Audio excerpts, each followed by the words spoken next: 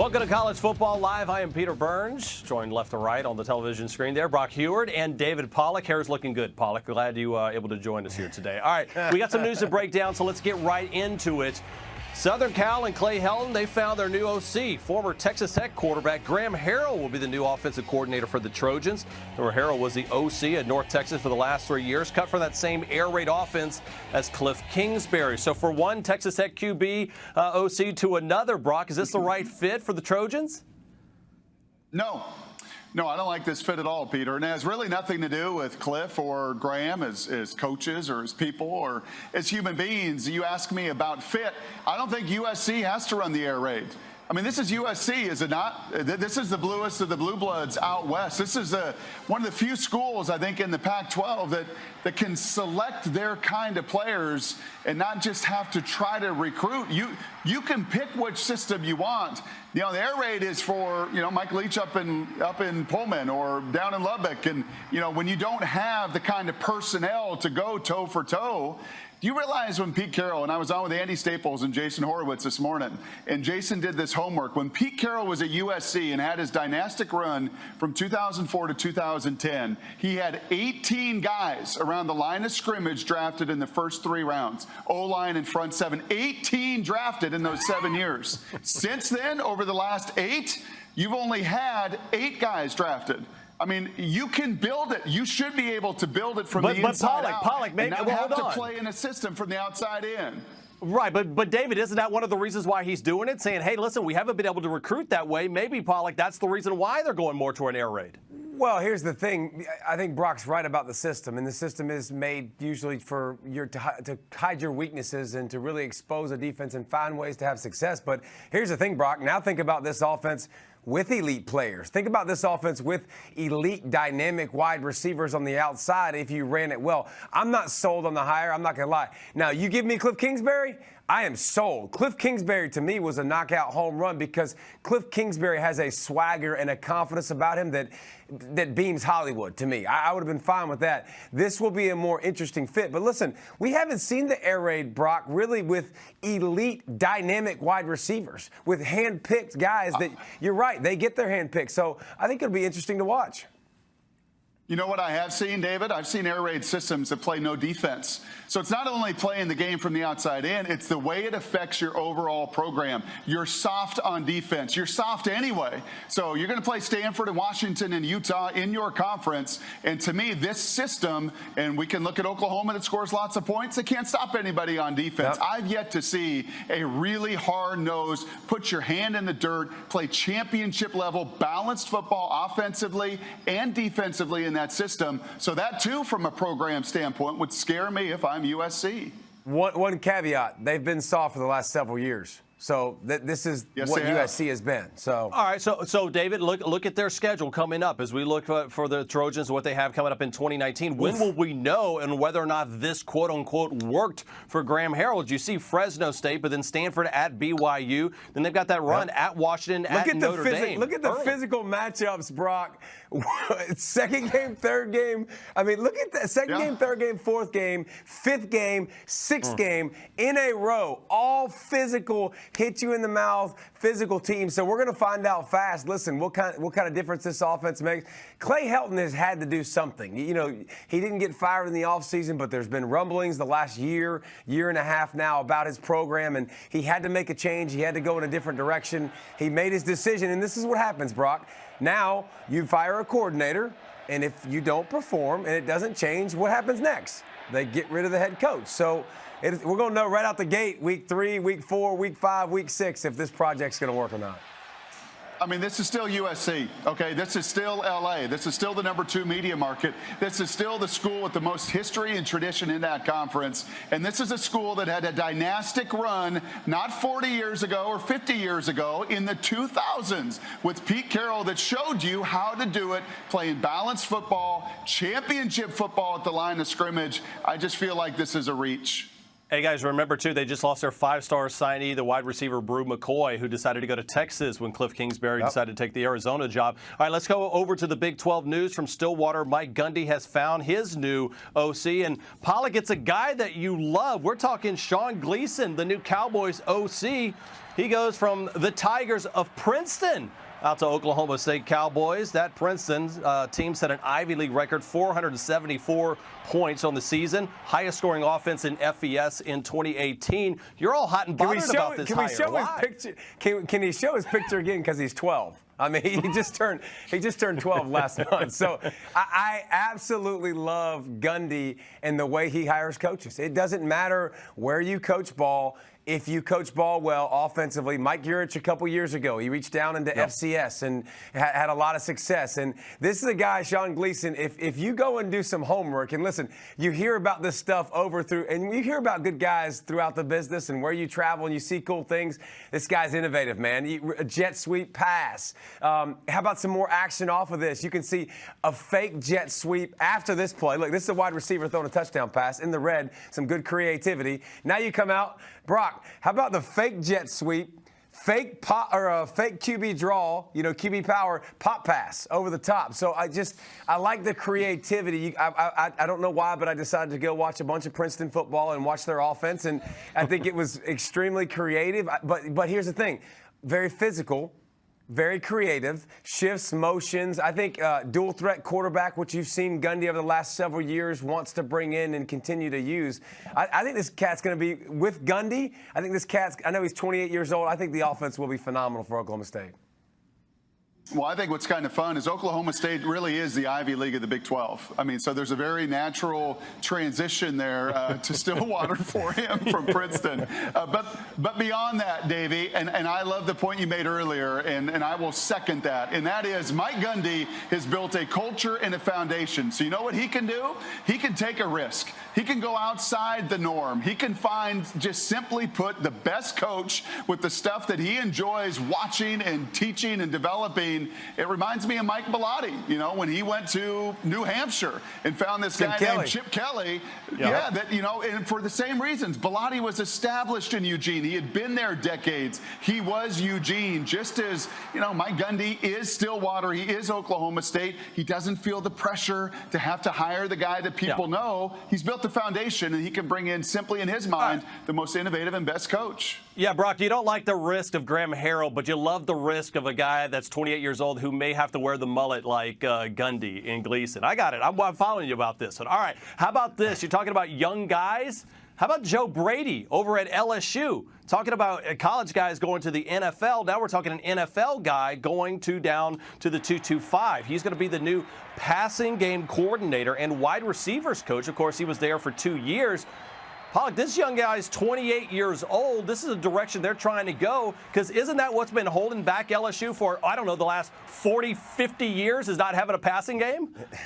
There's no doubt. And I think when you see last year, the offense started to come along a little bit. And I think what you saw they did best was the RPO game. And that's why you bring in Brady. He's an RPO guy, spending time with, might be the most creative play caller, or one of the best play callers in all of football, period, with Sean Payton. So they need help in this area. I think it's interesting, Brock, he's 28 years old, replacing a passing game coordinator who was over 70 years old. So you got a defensive line coach that's now 30. You got another young. You see this trend now in college football. We just talked about an offensive coordinator going to Oklahoma State at 28. You don't have to be an old guy anymore. You don't have to be a super experienced guy anymore that can bring new, fresh ideas. And I think there's a guy playing for the Super Bowl for the Rams that kind of set that trend in motion that you're seeing now being followed up at LSU and other places.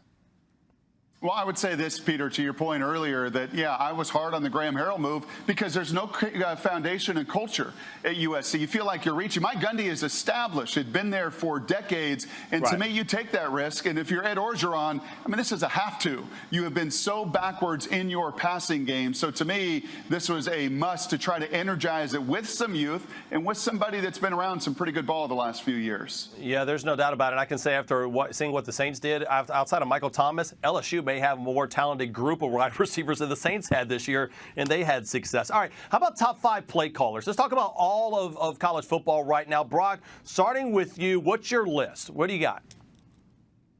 Well, I love what Lincoln Riley does. I think week to week he takes apart defenses with his own scheme and using his personnel. And I can't wait to watch what he does with Jalen Hurts. Jimbo Fisher, to me, in game, there's nobody better. And you talk to a lot of defensive coordinators, and he's the one they constantly point to. And I think his draft capital at the quarterback position speaks to it. I think Dan Mullen is tremendous. You know, I watched him against Don Brown in Michigan in that bowl game, the Peach Bowl, and just his innovative ways to beat man-to-man coverage, and look what he's done with quarterbacks and elevating their play. So a lot of my list here is really guys that have elevated quarterbacks. Jim Chaney, the whole group at Clemson. I can't single that triumvirate out. So I think all of those guys maximize their quarterbacks, and Davey, to me, do a great job at taking apart the defense.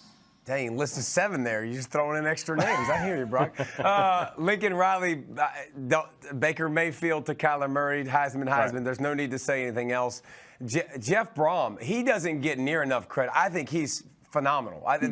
Not just the trick plays, but the passing game, the creativity. They still run the football. I love what Jeff Brom does. Jimbo Fisher, more pro style in game, like you said. Ryan Day, I think when Urban Meyer was out of the way last year to start the season was even better. And I think the offense will be way better with him. I think he does a great job with the passing concepts and beating man-to-man coverage like he did with Michigan, but wanting to run the football more. And Mike Leach, I mean, talk about consistently doing more with less. Where was Gardner Minshew a year ago? Just tell me that. Where he was he was growing a mustache, and then all of a sudden he became a late-season Heisman Trophy guy. He's a grad transfer gone. He's on the list. Boom. I will say this. I'm glad you brought up Ryan Day because it leads us to what we're about to talk about, because college football landscape, it starts and ends right now in Columbus, Ohio, because 2 marquee names in the transfer portal that transferred can shape this game going forward.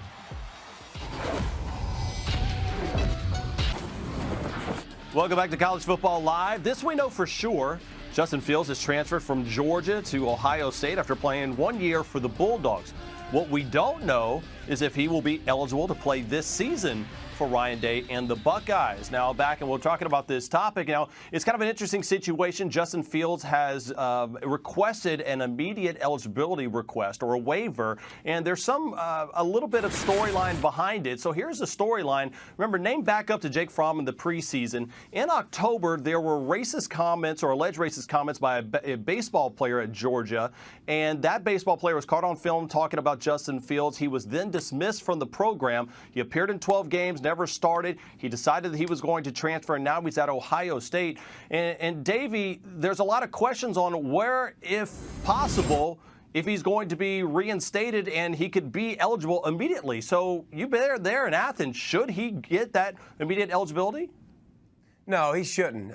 It's just like anybody else. You know, you choose to go to a different school, and if it's a Division I program and you go somewhere else, it's there, as long as the rule's in place. Now, listen, if we want to discuss if the rule needs to be changed, that's a different debate. But as the rule stands now, you go from Georgia to Ohio State, you're supposed to sit out a year, and I don't think that. Listen, I live in Athens. Obviously, I'm around here, close to the program, and we all heard about the comments, and the comments were taken care of very quickly. And since that point, Justin never had any issues here at the University of Georgia. So much so that his sister actually signed at the University of Georgia from that point on. So obviously, it wasn't a big deal, but I think the NCAA, because of how they operate and never wanting to bring attention, I think they might grant him the ability to play right away. I wouldn't, because you have rules in place right now, and I think you should follow those rules. Yeah, I don't mind the grad transfer at all. I think you've earned that right. I don't mind if your coach leaves and departs you, the guy that brought you to that program. I think that should free up players to be immediately eligible. We have certainly seen over the years plenty of hardships with family members that get sick or different family situations that players have to go to. So in all of those situations, I have no issue. This would be one and would start to set a precedent that would be pretty alarming to me, that if it just doesn't work out and you get beat out, and there were some circumstances circumstances. They were certainly taken care of there on campus at Georgia.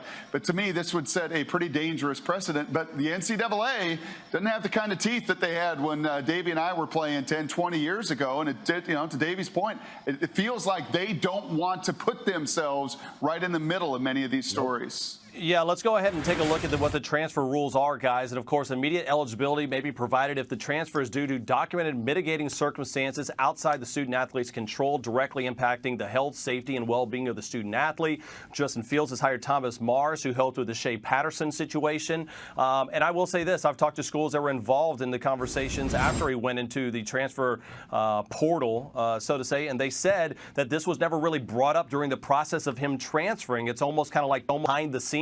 Oh, yeah, by the way, now I'd like to be immediately eligible. So we'll see how that plays into it. All right, listen, Brock, let's start here, though.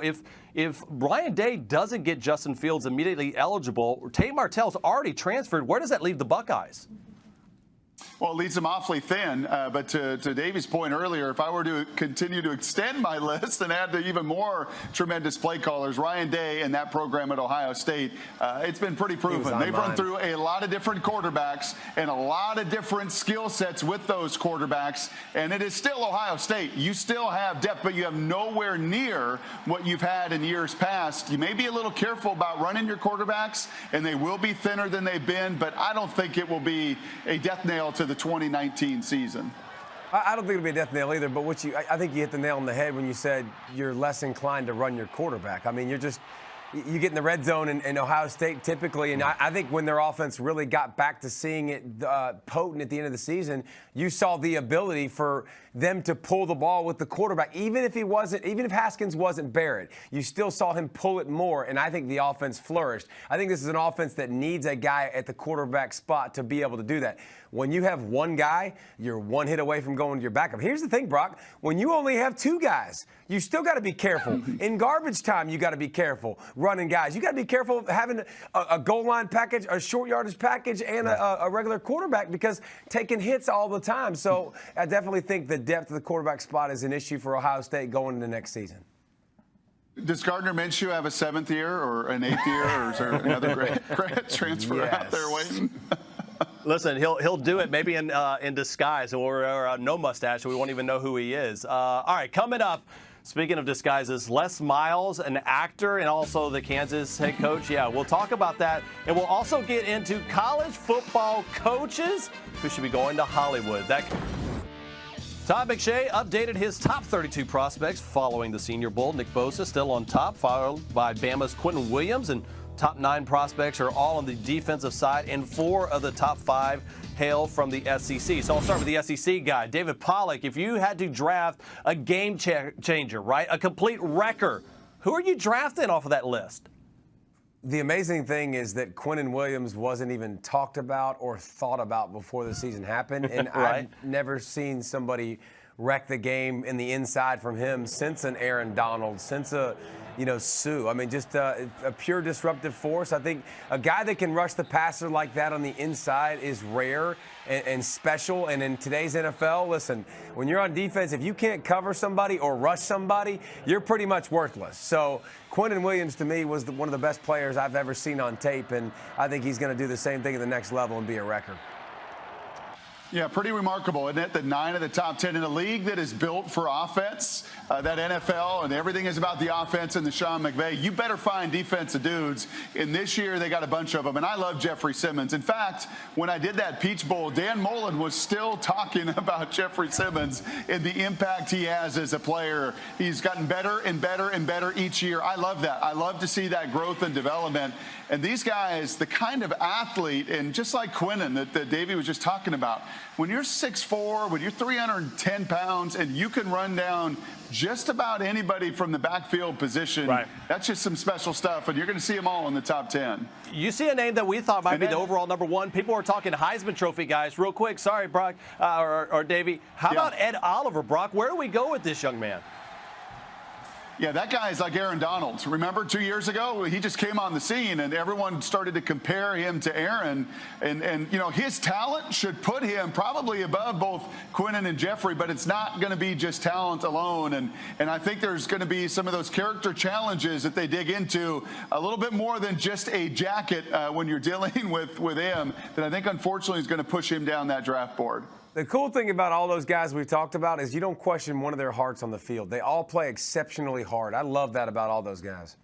Josh Allen at Kentucky on that list as well for me. All right, how He's about a little freak, three too. and out? Yeah, all of those guys. It was a freak and really good. That would be Bill Belichick. And let's start with him. He had a little praise for Kirby Smart.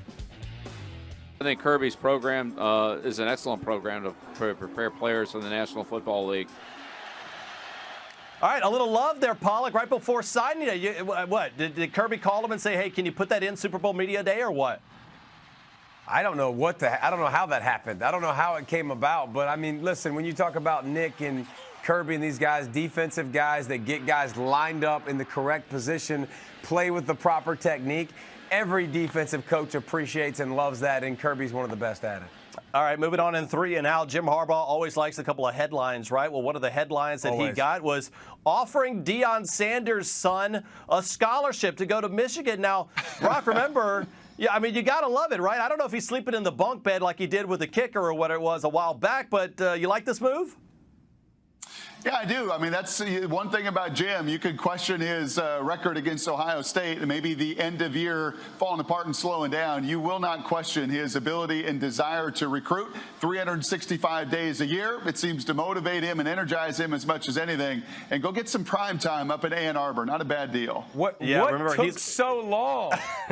Well, he had already verbally committed to South Carolina. Up. You offered prime time out the womb. Let's go. Come on, Let's go. man. Hey, you offer this guy Les Miles an Academy Award. He's in the new Challenger movie that's available in some theaters, but also he's playing a NASA analyst in Apple and Amazon. It's straight to there. So, guys, real quick, one coach in Hollywood. Who do you want, Brock? PJ Fleck, row that boat, man, all the way from Minnesota. He can do everything. He's a salesman. He's a adventure guy. He can do it all. Pollock, who are you rolling with? A sprinter. He even could be an athlete. How about my boy I talked about earlier, Cliff Kingsbury? He looks straight out of Hollywood.